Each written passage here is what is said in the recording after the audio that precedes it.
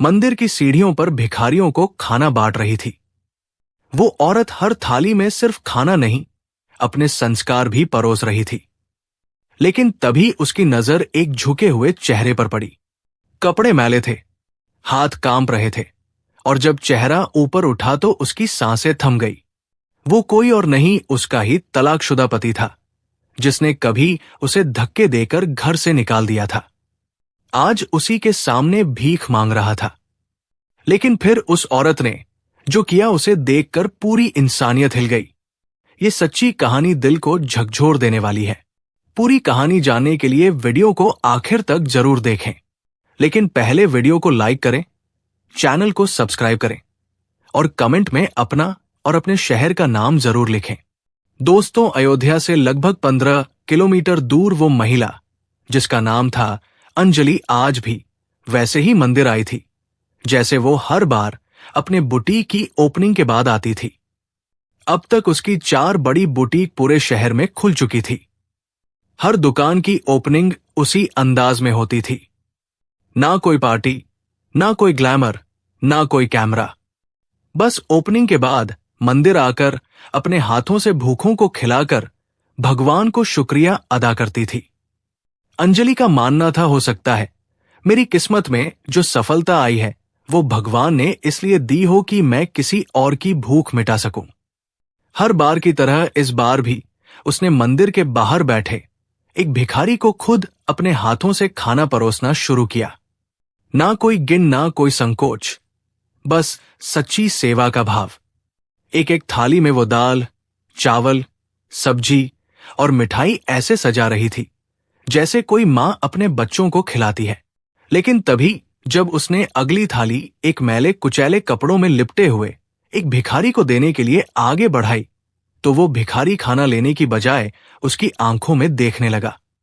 एकदम ठहरा हुआ, फूली हुई आंखों वाला चेहरा, जिसके चेहरे पर पसीने और धूल की मोटी परत चढ़ी थी। उसकी निगाहें कांपती थी और होंठ थरथरा रहे थे। अंजलि थोड़ी असहज हुई। लीजिए बाबा, खाना लीजिए, उसने नम्रता से कहा। लेकिन अगले ही पल वो भिखारी थाली छोड़कर उसके पैरों में गिर पड़ा और बिलक बिलक कर रोते हुए कहने लगा, माफ कर दो अंजलि, माफ कर दो, मैंने बहुत बुरा किया। अंजलि एकदम घबरा गई।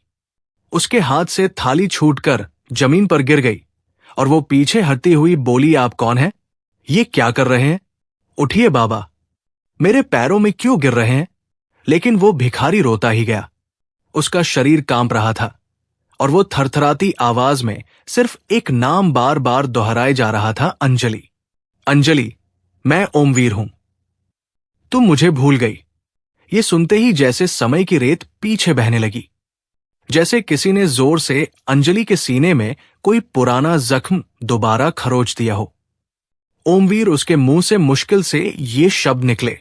उसके सामने अब मंदिर नहीं था, ना ही वो भिखारी। उसकी आंखों में अब सिर्फ एक दृश्य तैर रहा था। जब उसी ओमवीर ने एक बार उसे अपने घर से धक्के मारकर निकाला था, वो जख्म जो अंजलि ने 7 साल पहले दबा दिए थे, आज एक झटके में फिर से जिंदा हो गए। उसकी सांसें तेज चलने लगी, उसकी हथेलियां ठंडी पड़ गई, उसके होंठ सूखने लगे। वो पीछे मुड़ी, देखा कि बाकी भिखारी भी ये दृश्य देख रहे हैं। ड्राइवर भी असमंजस में खड़ा था। अंजलि ने खुद को संयमित किया। उसने धीरे से ड्राइवर से कहा, तुम खाना बांटो, मैं थोड़ी देर में आती हूं। और फिर उसने उसे थरथराते हुए भिखारी को उठाया, जिसके कपड़ों से बदबू आ रही थी। बाल उलझे हुए थे और चेहरा पहचान से दूर था। लेकिन आंखें, हां, वही आंखें थी जिन्हें उसने कभी प्यार ढूंढा था और बाद में उसी में नफरत और घृणा देखी थी। चलो यहां नहीं बात करेंगे, अंजलि ने सख्त लहजे में कहा। वो दोनों मंदिर से थोड़ी दूर एक खाली बेंच पर जाकर बैठ गए। ओमवीर अब भी सिसक रहा था। उसका सर नीचे झुका हुआ था और उसकी आंखों से आंसू बह रहे थे, जैसे कोई वर्षों का बोझ उतर रहा हो। कुछ पल खामोशी में बीते। फिर अंजलि ने एक गहरी सांस लेकर पूछा, अब बोलो, ये हाल कैसे हुआ तुम्हारा? जिसके पास पुश्तैनी जमीन थी दुकान थी, पैसा था, वो आज भी क्यों मांग रहा है? ओमवीर का शरीर कांप रहा था। उसने ऊपर देखा और फिर अपना पूरा सिर अंजलि के पैरों की ओर झुका कर कहा, जिस दिन मैंने तुम्हें निकाला था ना, उसी दिन से मेरी बर्बादी शुरू हो गई थी। और यही से शुरू होती है उस इंसान की अधूरी कहानी जिसने कभी एक औरत का दिल तोड़ा था और अब खुद टूटकर उसी के सामने माफी मांग रहा था। ओमवीर अब बेंच पर चुपचाप बैठा था, एक ऐसा इंसान जो अंदर से पूरी तरह टूट चुका था, जिसकी आंखों में पछतावे की राख और दिल में अधूरी माफी की जलती चिंगारी थी। सामने बैठी अंजलि का चेहरा भावनाओं से खाली था, ना कोई घृणा, ना कोई दया, बस एक शून्य सा जो किसी जख्म के सूखने के बाद ही बनता है। बोलो ओमवीर। अंजलि की आवाज बेहद ठंडी थी। क्यों बना दिए थे मुझे उस समय गुनाहगार? क्या कमी थी मुझमें, या फिर दहेज की लालच ही सब कुछ था? ओमवीर का सिर झुका हुआ था। उसने कांपते हुए होठों से बोलना शुरू किया, जिस दिन तुझसे शादी की उस दिन मुझे लगा था कि मेरी किस्मत खुल गई। तू पढ़ी लिखी, समझदार और खूबसूरत भी थी, लेकिन मेरे घर वाले, उनकी सोच वही घिसी पिटी। बिना मोटरसाइकिल, बिना 5 लाख के दहेज। उन्हें तेरे गुण नहीं दिखे, बस वो लिफाफे की मोटाई दिखी। मैंने तेरे लिए आवाज उठाने की हिम्मत की होती तो शायद आज मेरी मां जिंदा होती और तू इस हालत में दोबारा सामने ना होती। ओमवीर की आंखों से आंसू बह रहे थे। उसने बोलना जारी रखा, मुझमें पर दबाव पड़ा दूसरी शादी कर। समाज क्या कहेगा? और मैंने वो किया जो शायद भगवान भी माफ ना करे। एक और शादी, लेकिन ये शादी प्यार से नहीं लालच से हुई थी। उस लड़की ने मेरे घर में आग लगा दी। हर दिन झगड़ा, हर रात ताने, और जब दहेज की मांग पूरी नहीं हुई तो उसने बिना सोचे समझे मेरे खिलाफ पुलिस में केस कर दिया। अंजलि, मुझे नहीं पता कि तुझे क्या क्या सहना पड़ा था, लेकिन तूने घर छोड़ा था इज्जत के साथ, और मैंने अपना घर भी गवा दिया। अपना नाम भी पुलिस के केस से निकाला तो सब कुछ बिक चुका था। पुश्तैनी जमीन, दुकान, सामान सब चला गया। और जब मैं खुद को दोबारा खड़ा करने चला तो ना कोई दोस्त बचा, ना कोई रिश्ता। मां बाबूजी ने जब देखा कि बेटा अब एक जिंदा लाश है, तो वो भी धीरे धीरे अंदर से टूट गए और एक दिन हमेशा के लिए चले गए। मैं अकेला पड़ गया। अंजलि इतना अकेला कि शराब से दोस्ती कर ली और फुटपाथ से रिश्ता। अब ना कोई नाम, ना कोई मकान, बस एक फटी सी चादर और हर दिन भूख से लड़ाई। ओमवीर फूट फूट कर रोने लगा। और जानती हो क्या सबसे बड़ी सजा थी? जब हर रात मैं एक बंद आंखों से तेरा वो चेहरा देखता था जो दरवाजे से निकल गई थी, और तुझे पुकार भी ना सका क्योंकि मेरे गले में शर्म का फंदा था। अंजलि की आंखें भर आई थी, लेकिन वो अब भी अपने आंसुओं को पी गई क्योंकि उसके आंसुओं की कीमत बहुत महंगी थी। वो अब किसी के पछतावे के लिए नहीं बल्कि इंसानियत के लिए बचाए हुए थे। तो अब क्या चाहते हो? अंजलि ने पूछा।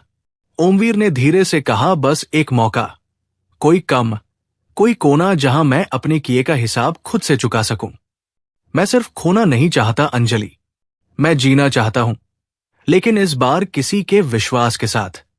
उसकी बात सुनकर अंजलि की आंखें एक पल को बंद हो गई, जैसे जिंदगी के हजारों सवाल उसके दिल में दस्तक दे रहे हों।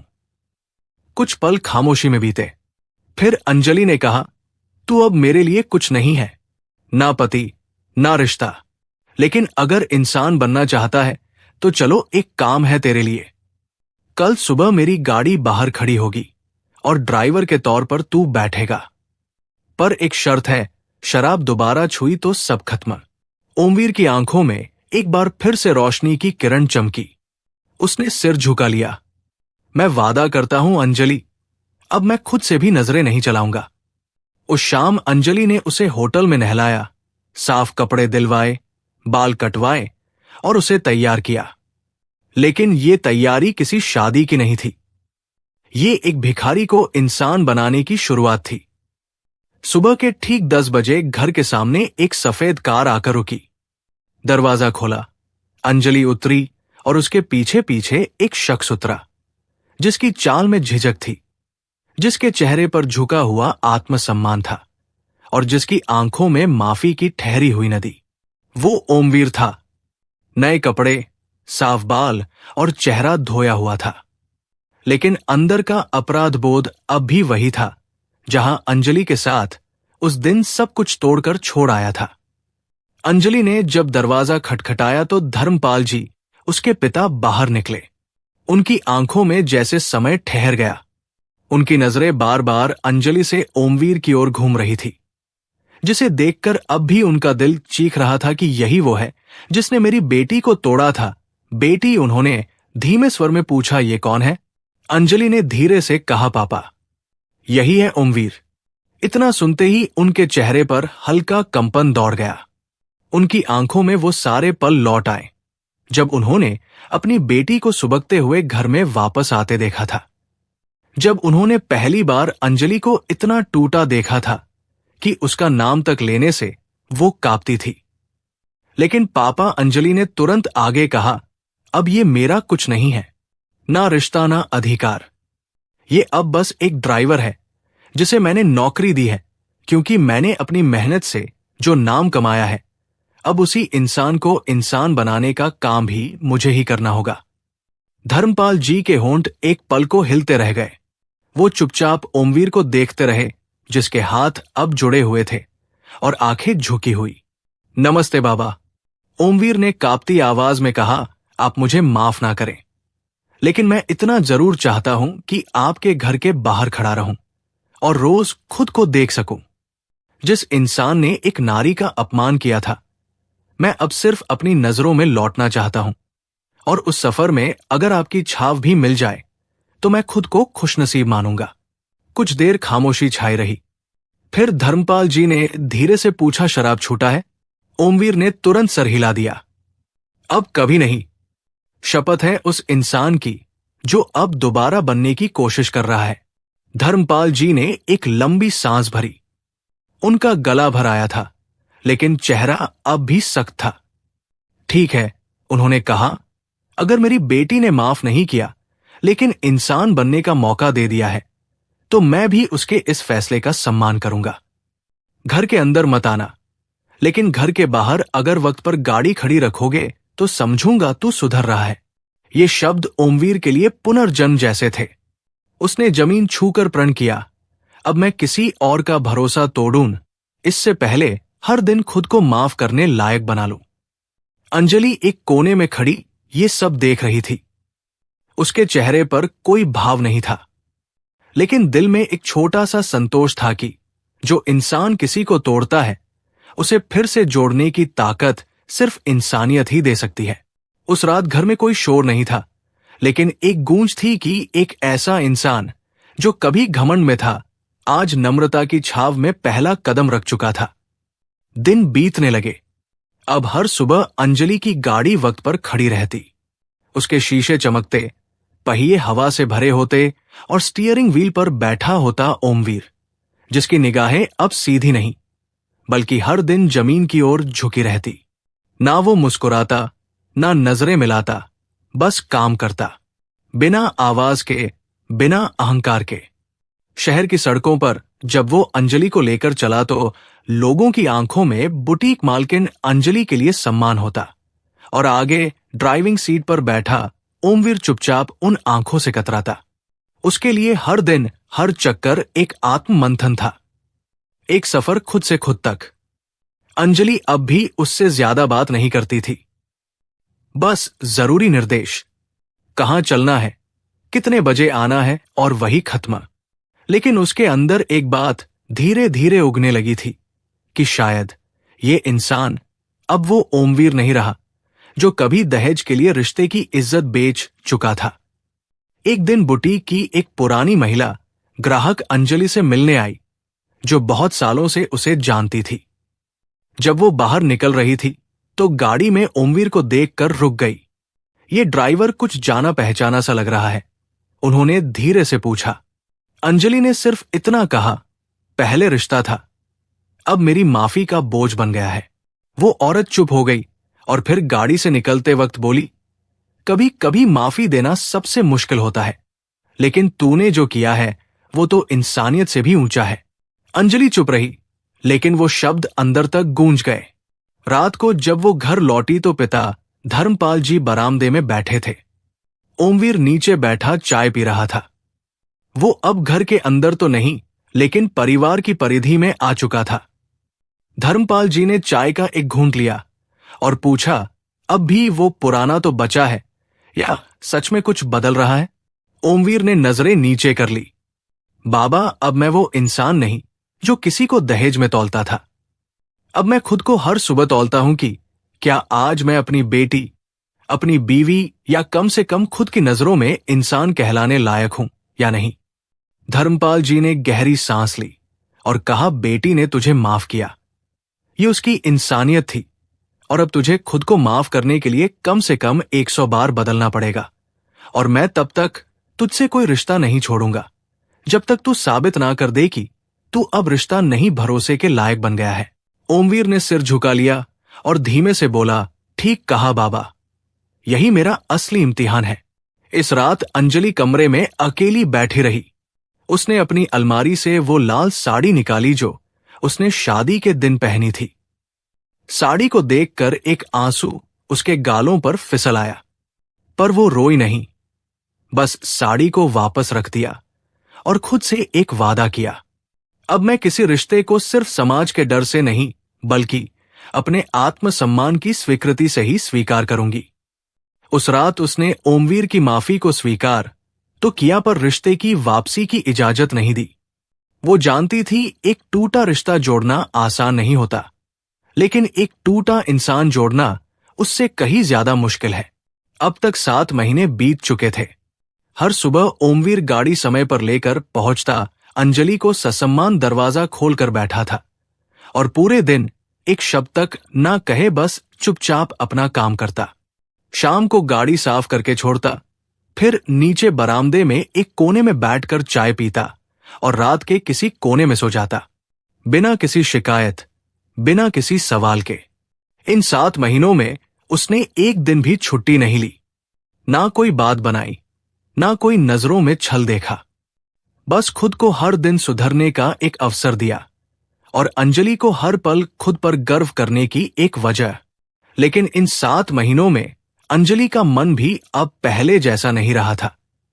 उसके मन में अब ओमवीर के लिए नफरत थी, ना प्रेम, बस एक संवेदना थी कि ये वही इंसान है जिसने एक गलती के कारण सब कुछ खो दिया और अब चुपचाप हर चीज लौटाने की कोशिश कर रहा है बिना कुछ मांगे।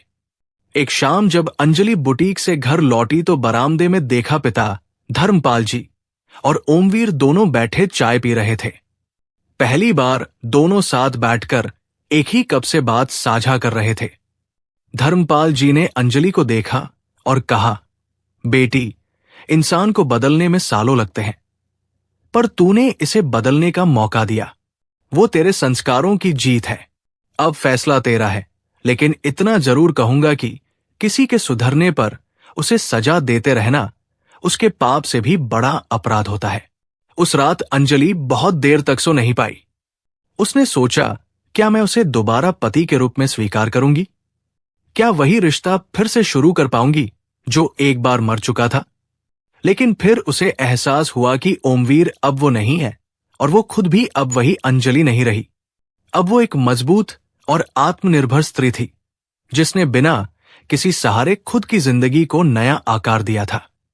अगली सुबह अंजलि ने ओमवीर से कहा, कल शाम मंदिर चलना है, तैयार रहना। ओमवीर चुपचाप सिर हिला देता है। शाम को मंदिर की सीढ़ियों पर अंजलि लाल साड़ी में थी और हाथ में सिंदूर की थाली लिए बिल्कुल वैसे ही खड़ी थी जैसे 7 साल पहले थी। लेकिन इस बार उसके चेहरे पर डर नहीं बल्कि संतुलन, आत्मबल और शांति थी। ओमवीर सामने खड़ा था, उलझन और उम्मीद की मिलीजुली नजरों के साथ। अंजलि ने हाथ में सिंदूर उठाया और कहा, मैं तुझे दोबारा पति नहीं बना रही ओमवीर, मैं तुझे इंसानियत का वो हिस्सा बना रही हूं जो तूने कभी खो दिया था। अब से तू सिर्फ मेरा पति नहीं, मेरे विश्वास का जीवित प्रमाण है कि एक औरत सिर्फ माफ नहीं करती, जरूरत पड़ी तो वो किसी को दोबारा इंसान भी बना सकती है। उस दिन मंदिर में कोई शहनाई नहीं बजी, कोई फेरे नहीं हुए, कोई मंगलसूत्र नहीं बांधा गया। बस एक चुपचाप सिंदूर लगा और 2 आंखों से आंसू गिरे, एक ओमवीर के पछतावे के और अंजलि के आत्मसम्मान के।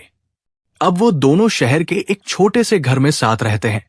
ना कोई तमाशा, ना कोई दिखावा, बस एक रिश्ता जो अब भरोसे पर खड़ा है और अतीत से मजबूत है। दोस्तों, रिश्ते टूट सकते हैं, लेकिन इंसानियत अगर साथ हो तो टूटा हुआ इंसान भी फिर से खड़ा हो सकता है। हर इंसान को उसकी गलती की सजा मिलनी चाहिए, लेकिन अगर वो सच्चे दिल से पछताता है और बदलना चाहता है तो उसे एक मौका देना इंसानियत की सबसे बड़ी मिसाल होती है। अब सवाल आपसे, अगर आपके साथ ऐसा होता तो क्या आप भी अंजलि की तरह उस इंसान को माफ करके उसे एक नया जीवन देते? क्या पछतावा और बदलाव इतना बड़ा होता है कि हम पुराने रिश्ते को फिर से जी पाएं? कमेंट करके बताइए, क्योंकि आपका जवाब शायद किसी की जिंदगी बदल दे, किसी को सबक दे दे। और अगर कहानी दिल को छू गई हो तो वीडियो को लाइक कीजिए और मिलते हैं अगली कहानी में फिर एक नए रिश्ते, एक नए सबक और एक नई शुरुआत के साथ। तब तक रिश्तों की कीमत समझे, अपनों के साथ रहें। जय हिंद, जय भारत। आप सभी का बहुत बहुत धन्यवाद।